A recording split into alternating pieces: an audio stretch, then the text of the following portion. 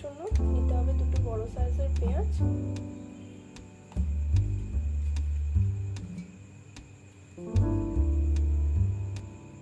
পেঁয়াজের সাথে আদা রসুন দিয়ে দিতে হবে, এর সাথে অ্যাড করুন টমেটো।